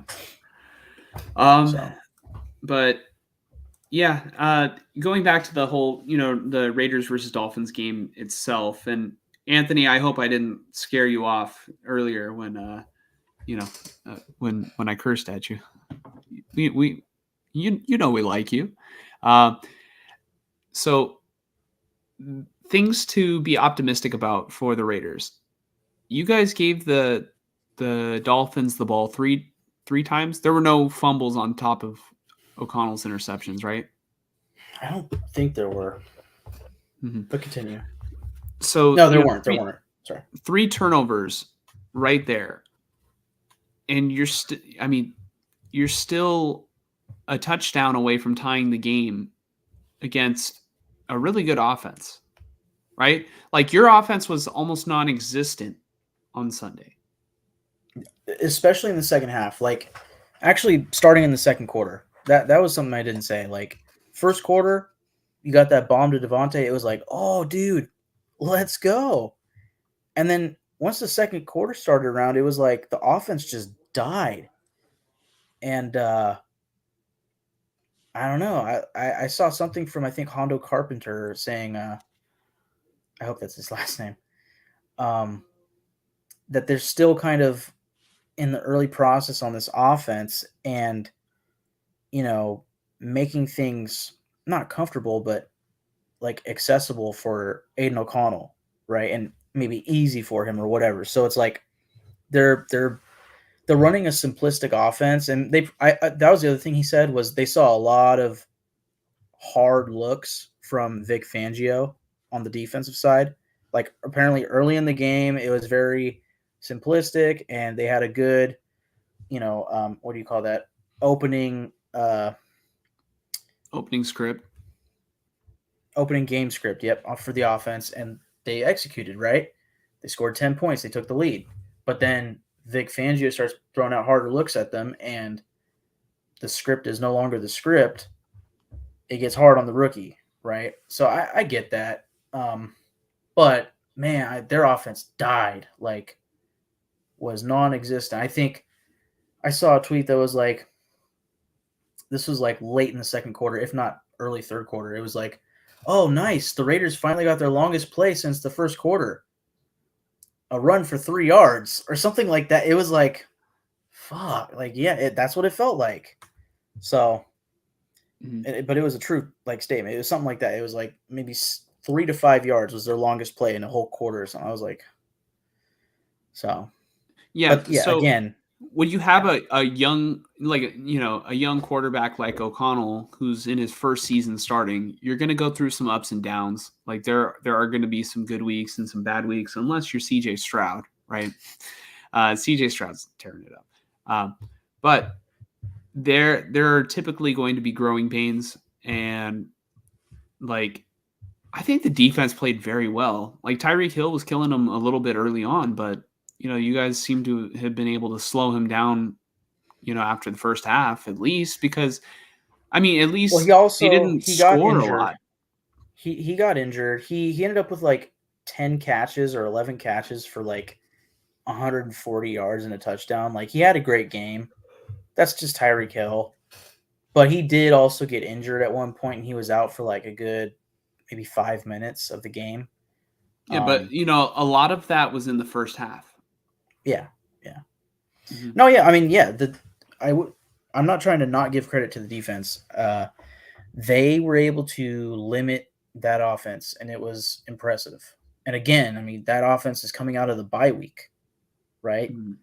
Like, theoretically, they should be like good to go and have all their tricks up their sleeve. And maybe not having Achane after the first drive hurt them, but you have Waddle, you have Hill, you have Mostert. I think they can do without Achane. I think it's a testament to how good this Raiders defense actually has been playing. And I agree. Another thing I wanted to say is I saw something that was hilarious on Sunday where it was right as Tyreek Hill was going to the locker room, and he's like clearly grabbing his wrist and complaining about his wrist, right? I saw something that was like, Carissa Thompson reports that Tyreek Hill is dealing with an ankle sprain. Or something like that. And that was the lady that said, like, oh, sometimes I make up sideline reports. Dude, that's so crazy. Good. If you do that, never say that. Like, never. Right. You should never admit that. That's horrible. That's the worst thing. That would be like if Dr. Fauci came out and was like, "Oh yeah, the COVID vaccine. Yeah, we've been shooting sugar into your bloodstream." This whole time, like if he would have just said it like on a podcast, right? Right. I mean, obviously that would be a way bigger deal than a sideline reporter, but like, you just absolutely destroy the integrity of every report that like you've made and that you're going to make. It's like if a coach blows you off, don't cut to the sideline and tell us, "Oh, Brandon Staley says that we need to be better on third down." Like, I would rather watch a commercial than hear a fake report. Well, I'd rather her just tell the truth. And Brandon Staley was not interested, visibly upset and didn't have any words to share. He's going to the locker room, very emotional. Give me that. Yeah, give me that. Don't lie to me. But her point was like, well, they're never going to be upset if I tell them the obvious of like, oh, we need to stop on third down, run the ball better, and blah, blah. I was like, okay, but you're lying. He says we need to hold on to the football. Yeah. I'm like, that is like the exact opposite of what your job is entitled to do. That is not good. Mm-hmm. Yeah, so. I couldn't believe I couldn't believe it, but yeah, I think there are better days ahead for the Raiders, but maybe not this upcoming week. Are we ready to transition to the Raiders versus Chiefs preview, or you got a little bit more you want to get off your chest? Yeah, just one more thing, like, and this could go for the Chiefs game too, but I'll just leave it in this just because it's kind of on topic. Like, you just mentioned, like, this is another good sign for the defense and the defensive staff. Like, this entire season, I've been saying, and like early on, it was like, wow, like the defense kept them in that game. And then it's like week 3, week 4, week 5. It's like the defense is keeping them in games. And then it's week 7. It's like the defense kept them in that game. Even the Lions game, when we ended up getting killed, it's like, but early on, the defense kept us in the game. Our offense sucked. Still kind of sucks. But and then you go on a 2-game win streak. It's like the defense won the game. Here's my worry, okay? Like I said, the road to the playoffs is tough, and I don't think that Mark Davis is sitting there going, they have to make the playoffs or else they're not staying. Like, I think he's going to be very open to whatever, I hope, I guess. But I'm not all in on Antonio Pierce. I love what I'm seeing from him, right? But I'm giving him a shot to prove it to me, A right? tryout. Yeah. And I'm not going to, just because he's, yelling Raiders like a true Raider fan, and he's a fan at heart and everything, Raider in his blood, right? Just because of all that doesn't mean that I have to be all in on him. Like, I need to see him prove it. I've seen him I think it was the Jets game. He threw a challenge flag that was not challengeable. I know he doesn't have that much coaching experience, but it's like, I don't want that next year when I want to make the playoffs, right? Mm-hmm. Or in a big game. Let's just say week 18, Raiders versus Broncos. This won't happen, but winner makes the playoffs, just like the Chargers game 2 seasons ago. Like, do I want him throwing a challenge flag on an interception or something that he can't challenge? I'd be like, oh fuck. That's a minor complaint because that's only happened once, but there were other he's made some timeouts where I'm like, oh, that's a interesting time to make a timeout, but I haven't complained yet about that. Just, there were a few times, namely, I think in the Giants game, he took a timeout on a 2-point conversion, I think. I was like, huh, okay. So Question. little things like that. Yeah. I sent you something the other day, or it might have been yesterday, where Mark Davis was visibly upset with something Antonio Pierce did. Did that? Well, I don't know where it was, but I think I remember seeing it, but I didn't even think about it in the moment. I was just kind of focused on what down it was or whatever. I think it was after an incomplete pass, and the camera first shows Antonio Pierce, and then it shows Mark Davis up in the stands, and he's visibly upset and saying something. And I don't really know much else. I can't even really speculate on it, but it was this. I sent you this. Raiders Beat tweets out that TV cameras captured an angry Mark Davis after the Raiders passed on a field goal in the fourth quarter. Any lip readers out there? Yes. Okay. Let me was click the link. Let me see. Yeah. While you do, that was another decision that I was sitting there going, ooh, I don't know. They went for it on fourth down and they didn't get it. And that, I want to say, let me look. I want to say that was before the second Aiden O'Connell interception. So, at the very beginning of this, I was saying, oh, it was 13-20. So theoretically, if he doesn't get the second interception, you could kick a field goal, 16-20. And then on the final drive, 19-20. Well, if he doesn't go, he doesn't attempt a field goal on, say, 3 drives back, that could have made it 16. Second drive, 19. Final drive, 22 to win the game, right? You're not playing to make field goals, especially against Miami, so I get it. But I do remember when they didn't go for it, or they went for it on fourth down, but they were clearly in field goal range. I was like, ooh, I think I'm kicking it here. It was 4th and 5 or 4th and 6. So go ahead. So here is the here's where Mark Davis gets upset. I think he says, what the fuck is he doing?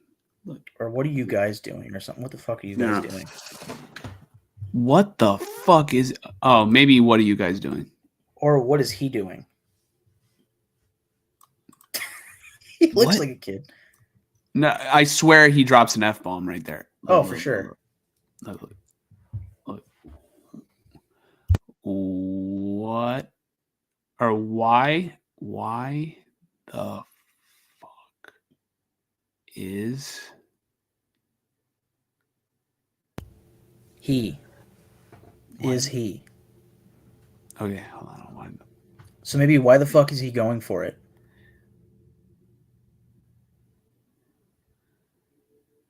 Maybe. Let me play it in full speed. Yeah, let it. Yeah, just play it. Why the fuck? Or why the fuck is perhaps he doing that? maybe. I mean, maybe he's not even talking about Pierce. Maybe he got served something like, he asked for extra salt on his fish that he ordered and he's eating right now. See, there's a napkin. What's funny? What's interesting is it's 2nd and 15. It looks like it's for the Dolphins because it's teal, but also the person sitting in front of him is Sandra Douglas, the president of the Raiders, and you can tell she's shaking her head too. So I don't know what they're reacting to, but they both agree, I think. I don't know. So that's definitely something to look out for. It's the little things in between that, like, I do have one more point to what I was saying, and I'll try to pull up the replay of the game. Maybe I can find that. It was 7 minutes and 30 seconds left. I can maybe find the previous play, but here's my fear. Just take the 3. Yeah. So maybe this was right after they attempted the 4th down, didn't get it. Dolphins get the ball back. They run a play on 1st down. Then they pan to Mark Davis, and it's like he's just lashing out about them not going for a field goal, Yeah, maybe he's upset. Also, Joel, welcome back. Thank you for coming back to support. Welcome on in. It. So here's my final thought on not the Dolphins game, but really overall. Again, I'm giving Antonio Pierce the opportunity. I mean, really, Mark Davis is, but to win me over, right? And I like what I've seen, but he hasn't won me over to earn the job yet, right? He's made mistakes. He's made interesting decisions, and I if I'm being honest, like just my initial 3-game prognosis, whatever you want to call it, diagnosis, is that he isn't quite ready to be an NFL head coach. Granted, he's doing a fine job. It's just he's making mistakes and stuff here and there.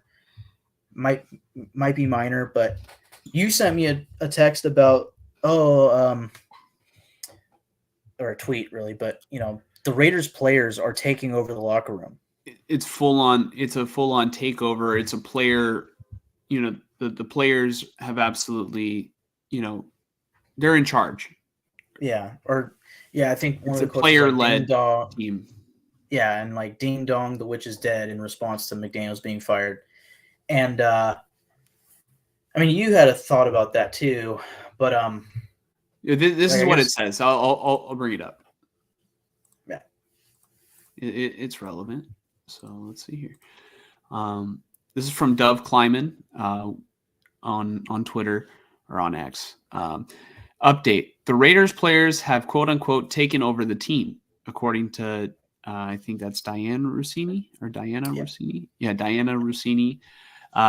From the report, "quote unquote," the players have taken over this place. Ownership is fine with it too. Another source said it's like ding dong, the witch is dead, since Josh McDaniels and general manager Dave Ziegler were shown the door. Excuse me. After a year and a half at the helm. Interim head coach Antonio Pierce is now 2-1, but 2-0 since taking over, and he has empowered his players to be themselves. It's been working. I told what Mike is going to tell you is that he and I are sort of in agreement that long term, all right, short term, it's kind of fine. You know what I mean? Because Josh McDaniels is out of the door. But I think long term, it could be dangerous because the second this team stops winning, like really, if there is no order in the locker room, they're going to start to lose respect for Pierce little by little. You know what I mean? And it's like, well, why do we have to listen to him? We're fine, just how we're doing. There has to be some sort of order in an NFL locker room, and that's part of one of the most important things that a head coach can do is be the leader. But if you have like a full on like democracy, what's stopping them from voting you out when things aren't going right? Right. Or it's like it's us or the coach or something like that. Or, Mhm. Players start demanding trades or whatever, or it just gets so hectic that it becomes toxic, period. You know? Mhm. Uh so it like you said, it's cool short term, it is, but I don't think I want this player run thing long term. I can see it being the cool, like, oh, it's like the old school Raiders are just like they don't give a shit and blah blah blah blah blah, like they're the bad boys or whatever. But I I still feel like you need a great coach, you know. Um, so that's all that. But here's my fear, okay? And this isn't about that. Let's say Antonio Pierce is clearly not worth, keeping as the head coach. For one thing, does he is he willingly cool with not being demoted, but falling back down to linebacker coach?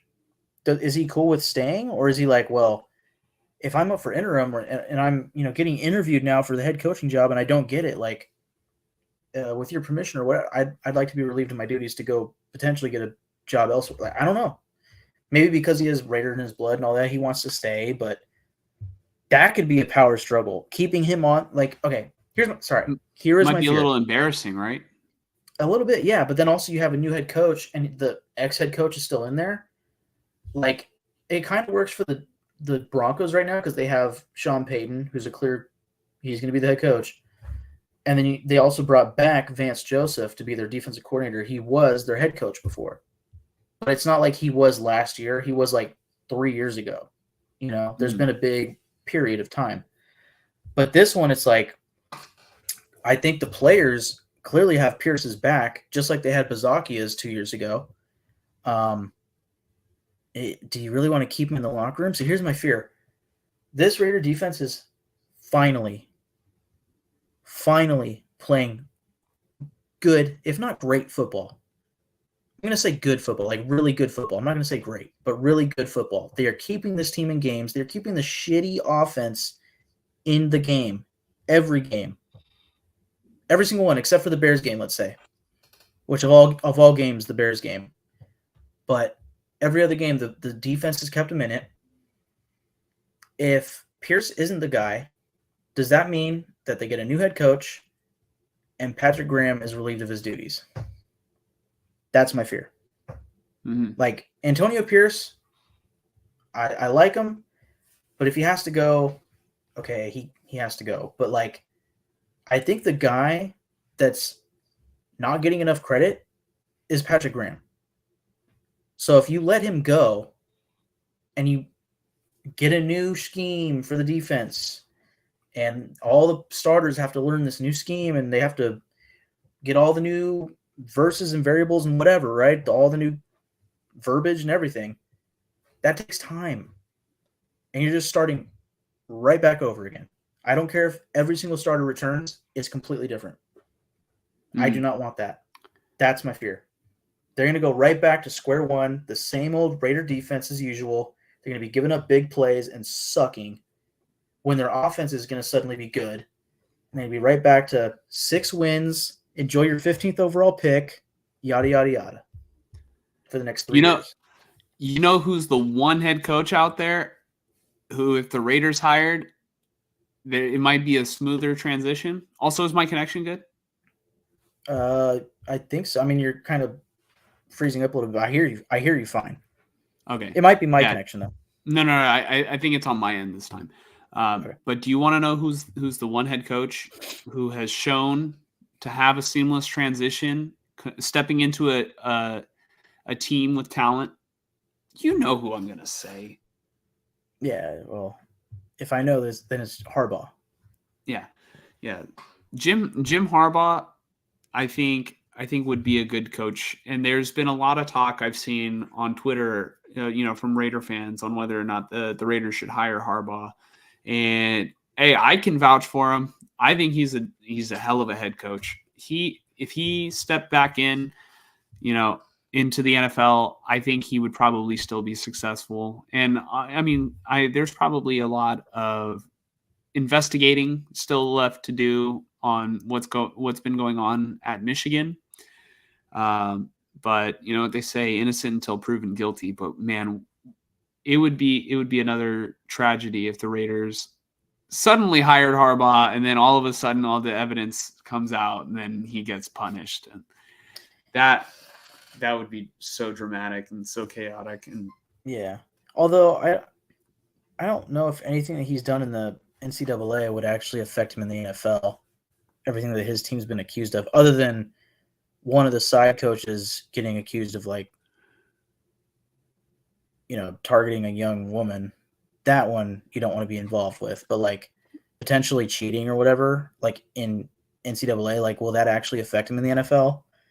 well, you'd be surprised because then out of nowhere he'll be slapped with like a fraud. You know, like, oh, they're suing Jim Harbaugh for fraud because of the gambling and all this, that, and the other. Yeah.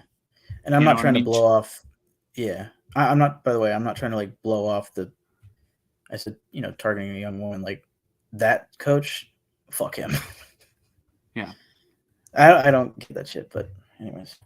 Mm-hmm. Real quick, Pia's dad has a great question for you, and I'm gonna leave it on the screen. I'm gonna see if I leave the studio and come back in if my connection will be better.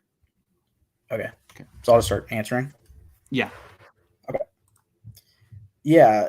Do I think that Antonio Pierce has the players' respect and trust? Absolutely. I think in part because he's the one that's empowering them right now to apparently, take over this locker room. But I think because also he's a former player, I think that also has a big effect on the players in their trust and respect for him. They know that he's done this. He's been a part of this. He's won a Super Bowl. He was a captain, right? He made big plays for that team, for those Giants teams that he played on. So, yeah, I think it's pretty clear that they have a lot of respect and trust in him. And I really like that, and I like, again, the fact that he's a Raider at heart and all those things. I just think at the end of the day, when you're choosing a head coach come the off season, you have to bear in mind, like, okay, is he actually like ready for it? I like he can. I see a lot of rookie mistakes in him, just like O'Connell, right? And maybe he can progress, and in year 2, he's a great head coach, and he's one of those guys like a Dan Campbell. I'm not going to say that he should be compared to him, but just in the sense of like they really get their locker room right, And something I was saying 2 weeks ago was, hey man, if you're going to be that guy that's like hasn't had the experience sort of head coach, like a guy that just he's interim, he's kind of shoved into this role. Good luck. Yeah, leave it to your offensive and defensive coordinators to call the plays, and you just lead the team. And that's what he's doing. And he's doing a fine job of it. The only things that he's making mistakes on for me are timeouts and challenge flags. Now, he actually made a great challenge in this Dolphins game, but like I said, against the Jets, he made one that he couldn't make, and he lost a timeout because of it.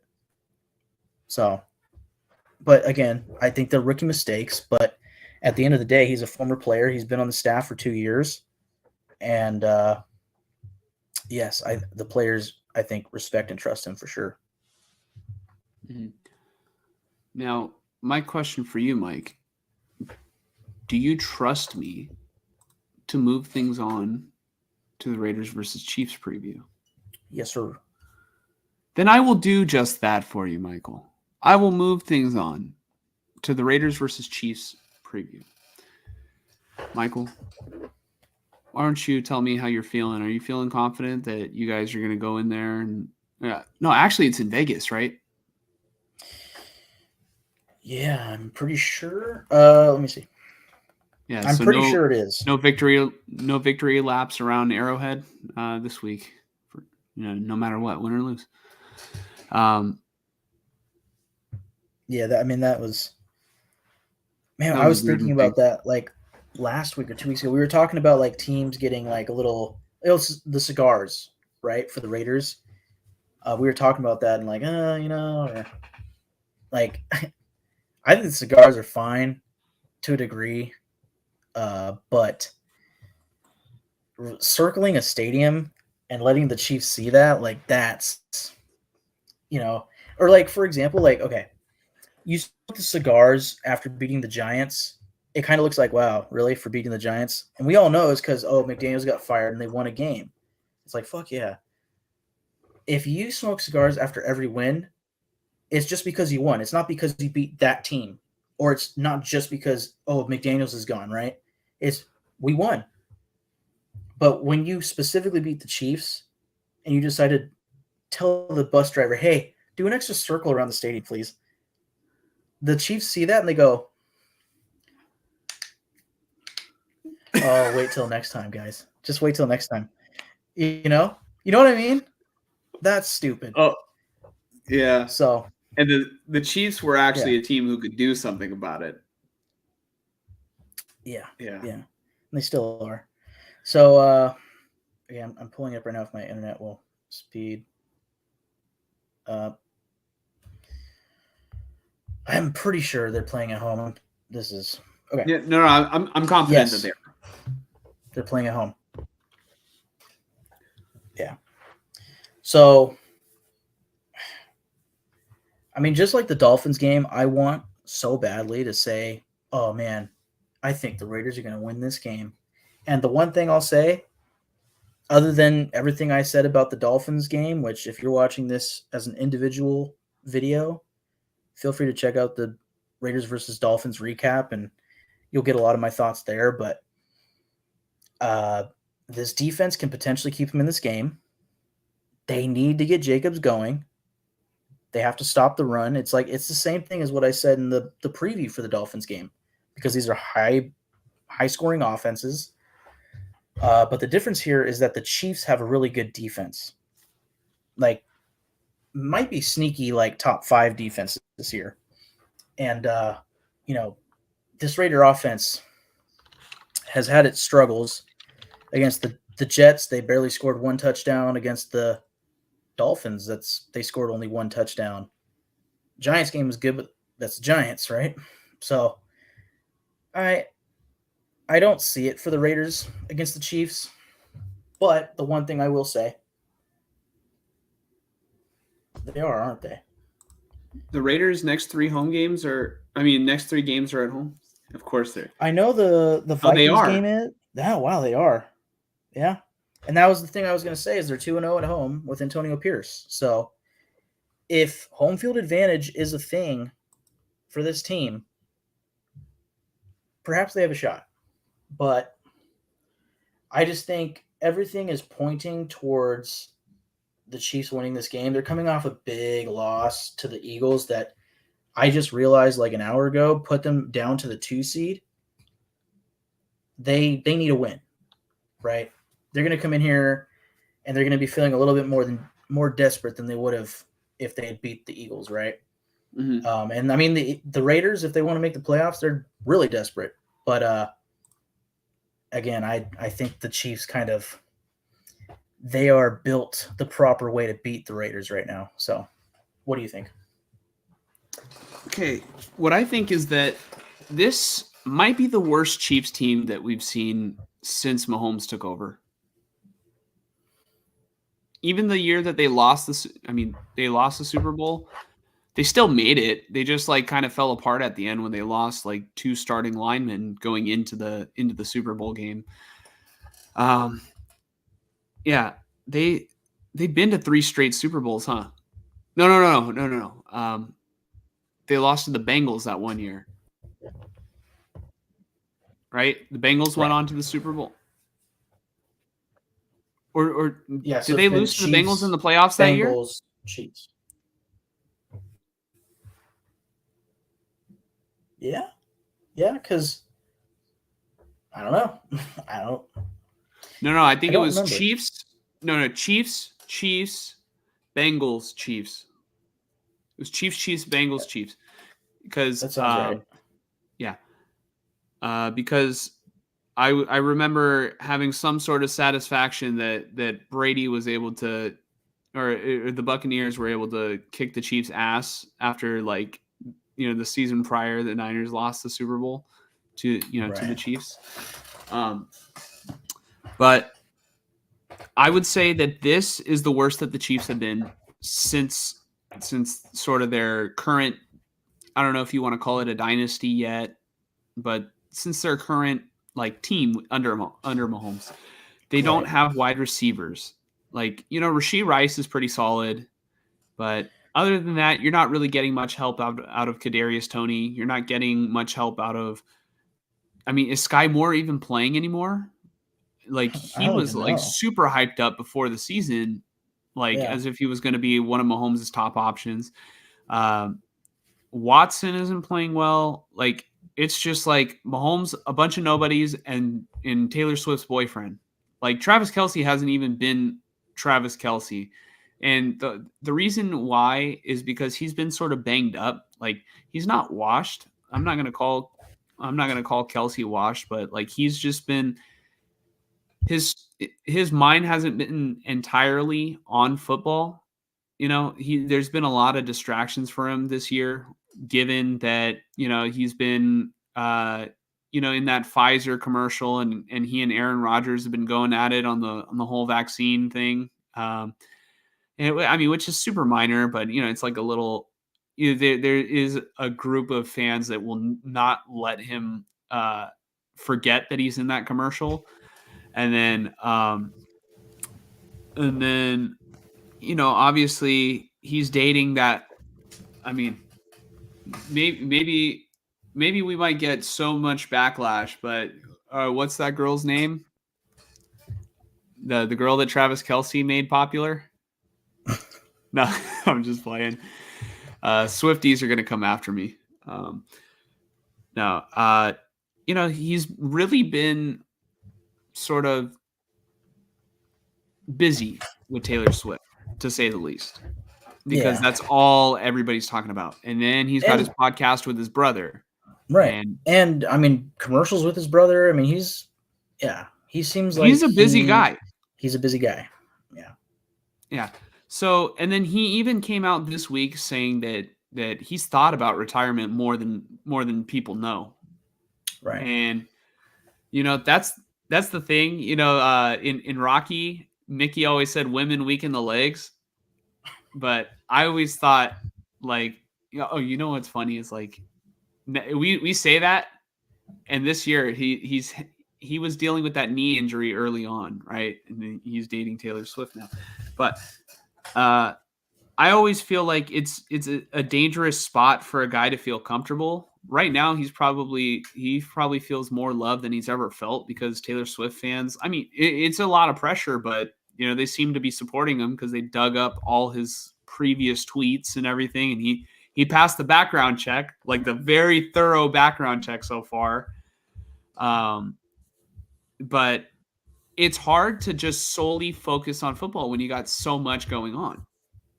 He's getting super comfortable, and he's becoming sort of civilian rather than having that edge to him that, where football is the most important thing to him. And I'm not saying that football is not the most important thing to him. So Travis Kelce, if you ever watch this show, I love you. You're on my fantasy team. Don't blow it for me. But I understand why it's hard too, because he's getting double covered. He's the only person that really the Chiefs have to throw to. He's their one weapon that opposing defenses need to focus on. The Raiders this week need to make sure that Travis Kelce doesn't get going. And I think that the Raiders might have what it takes to, ensure that he doesn't have a huge game. So in that regard, the Raiders just really need to do what they've been doing on defense ever since Antonio Pierce took over. If they can neutralize Travis Kelce, they can almost nullify Patrick Mahomes, at least the advantage that he gives you, because his receivers has just been bad.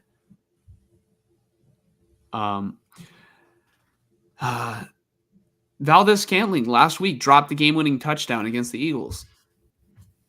I think Travis Kelce might have been on the inside, oh, thank God, because, he was probably thinking everybody's going to forget that I fumbled, and I was going to be one of the reasons why we lost the game, but now it was MVS's fault. but still, I don't know if I can bet against the Chiefs. Their defense is actually good this year. Their defense has actually been very, like, I know that I said this might be the weakest they've been. Definitely on offense. Definitely on offense.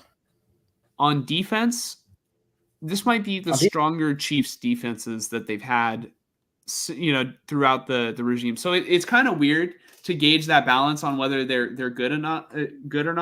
But the whole Chiefs thing has been their best defense has just been a constant offense. Yeah. And right now they're kind of out of whack. They haven't gotten their rhythm yet, and it's just not there yet. It's not clicking on offense. Mahomes is turning the ball over a lot, and their receivers lead the league in drops. Yeah. So my prediction,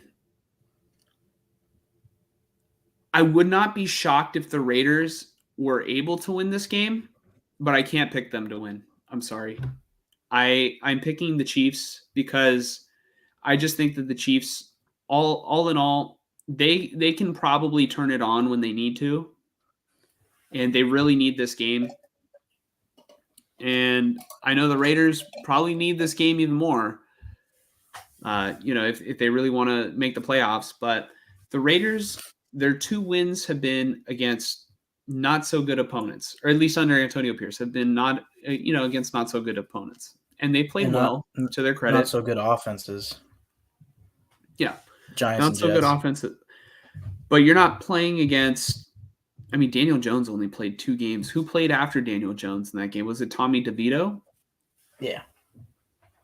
You're not playing against Tommy DeVito. You're not playing against third string Zach Wilson. Right. You're playing against the guy that might end out with the label of best of all time. Yeah, you're playing against 2-time Super Bowl MVP, Patrick Mahomes. Yeah, and I think that's the one thing I'll disagree with you on. Maybe you said it differently. You kind of cut out when you said it, but I don't think there's not very many ways to neutralize Patrick Mahomes. Like, he is inevitable. He will find a way out of the pocket when they apply pressure. He will sneak his way into a 15-yard gain when he scrambles. It's like everything he does is perfect most of the time.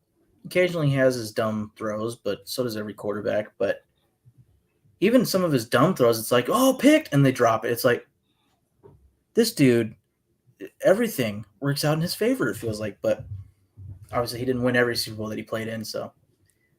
But point being, like, even if his receivers are dropping all the passes in the world, I still think Mahomes is Mahomes and he'll get it done, Now, again, home game for the Raiders. They still have yet to face them in Kansas City. If you're going to beat the Chiefs, it's going to be this Sunday, because I don't think you're going to beat them in Kansas City. And then the other thing is, I think there's going to be a lot of red in the stadium, because I think the Chiefs fans really like to show up to Allegiant Stadium. Like, they love to smear that in our faces, I think. So I don't know how that will play into it, but that's another aspect. You guys are just lucky, for the fans watching the game at home. You're lucky that the game is not on Sunday Night Football. And do you know why? I don't know why. Let me introduce you to my friend. This is Chris Collinsworth. This is Patrick Mahomes. Yeah, no, for real. Collinsworth, man. Fuck. Do we know anybody who likes Chris Collinsworth as an announcer? I know I don't like him.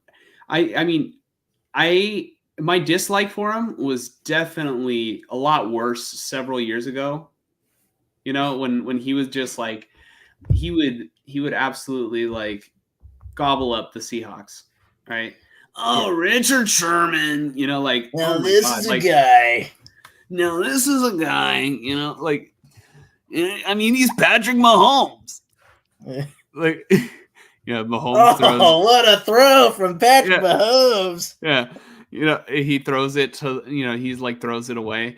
Wow, would you look at that? I mean, he's throwing the ball away, and I mean, I would do anything to be on the receiving end of that ball. He's just. I wish he would throw it up in the announcer's booth. Yeah, I bet he could. Like he's Patrick Mahomes. He's got a strong enough arm. Yeah. That's really. You have to admit you're thankful that you're not watching this on primetime on Sunday Night Football. It's funny because on Christmas we play them, and I'm pretty sure it's the night game. But I don't know if it's a Saturday or Sunday, and I don't know who's carrying it. It could be the Sunday Night Crew. And then I will have to deal with Chris Collinsworth. On Christmas. Oh, Christmas? In Kansas City. I'm pretty sure it's the night game. Remember, because the Ravens play the Niners, but that should be at like 1.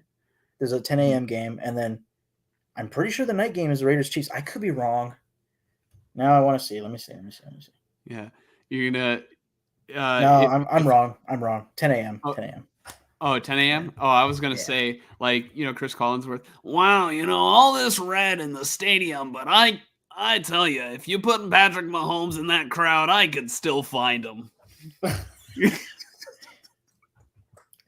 And then it's just a video of Patrick Mahomes in the stand going, I'm here.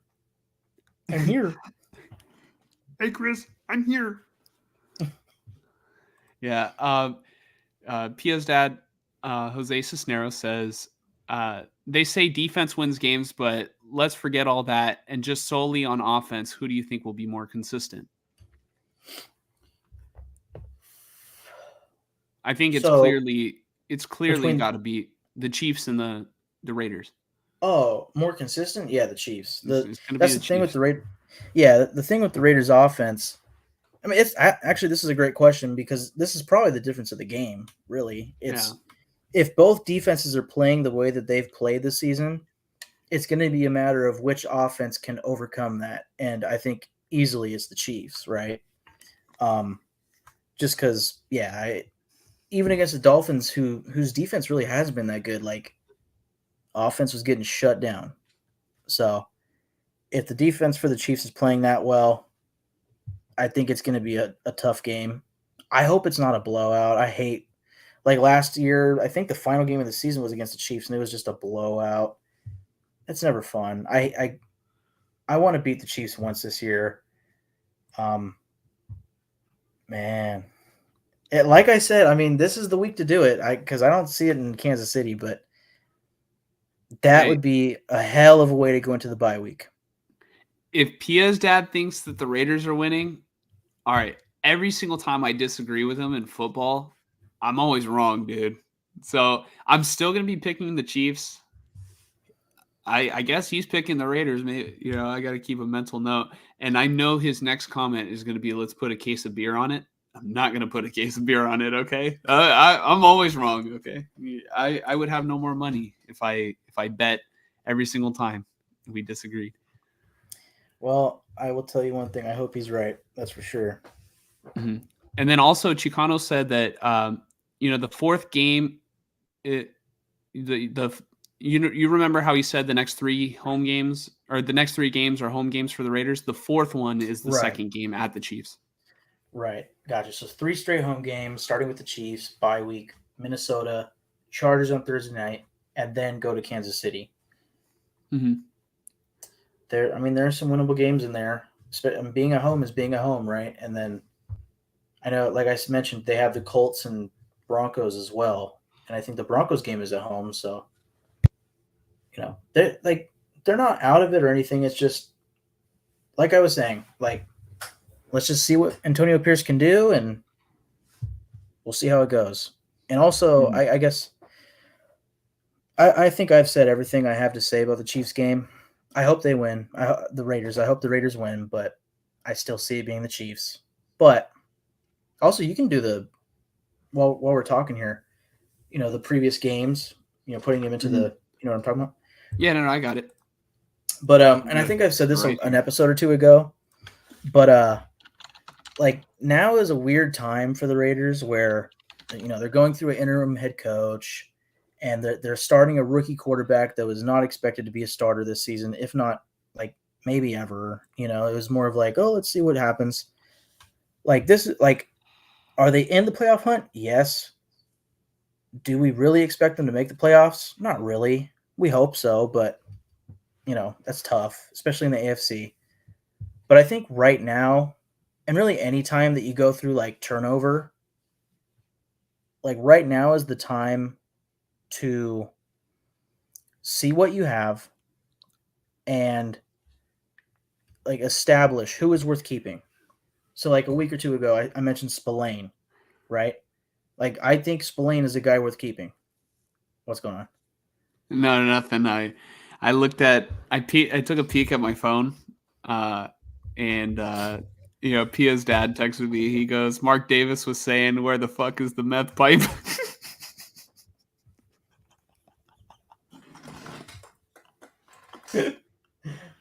Oh God.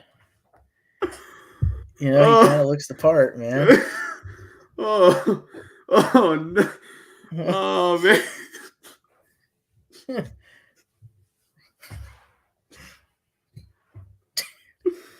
Oh God. That caught me off guard. That's pretty good. That's what I get for peeking at my phone. Bad. Little slap on the wrist. But point being here, just I think for any Raider fans that watch this or wonder like, okay, let's say we lose to the Chiefs, and it's like, like 5-7, here we go again. We're going towards losing record, yada yada. What is there even to look forward to? To me, it's to figure out who is worth keeping, who is worth starting, who is worth being the head coach, and what are the needs of this team? What should we be looking towards in the draft, right? I'm not trying to talk about the draft yet, but there comes a point where you have to start thinking about that. Like, okay, like looking at this team, maybe right tackle, maybe left guard, maybe this position, maybe a slot receiver, maybe this, maybe that, right? Defensive tackle, another linebacker to pair with Spillane. What are our big needs? So that's just something to look forward to and look at moving forward is who's worth keeping, where do we need help at, what's our biggest needs, and who's going to be our quarterback and who's going to be our coach, right? I think those are my big questions, mostly for postseason, but as you wind down at the end of the season, you kind of want to maybe look at it with that lens and be like, oh, man, actually, we need a fucking corner, or, oh, we need a safety or this, so, yeah. Mm-hmm. Yeah, so Chiefs, and Pia's dad's got the Raiders. But I'm not betting beer on that. I'm definitely not doing that. I hate it because every single time I'm wrong. And I'm never wrong. Never. Now, you got anything else, Mike? That is it for me. Before we get out of here, Chicano said this comment about almost an hour ago. Niner Empire all day. That's one of the best comments we've ever gotten. It's all about the Niner Empire. Are you pulling something up? I was gonna get in the comments, but I had to like sign in or something. I didn't want to do that. Yeah, I was just gonna be like Raider Nation in all caps. Raider Nation. I'm still thinking about that idea that I told you earlier, like on the phone about like a little commercial. Skit. Yeah, a little skit. But anyways, everybody, we appreciate you for checking us out. Please continue to feel free to share your thoughts, whether it be at live streams, commenting on videos. We really appreciate it. We try to get to all the comments. Sometimes we can, get to them maybe a couple days later. But if you look back at them, typically if they're respectful or we take the time to respond to them. And I think Mike's got a couple that he might respond to, maybe tomorrow or later after this pod. But We appreciate the support, and we've definitely noticed a lot more subscribers the past couple days. So, we appreciate it. Spread the word if you think somebody who might like watching the podcast. We enjoy to have your guys' support. So appreciate it. Mike, you got any last words before you die? I second everything that you said except for dying. But yeah, thank you everybody, and look forward to next week. Yeah. So hopefully I'm right, because I'm always right. And God bless America. And God bless the Raiders and the Niners.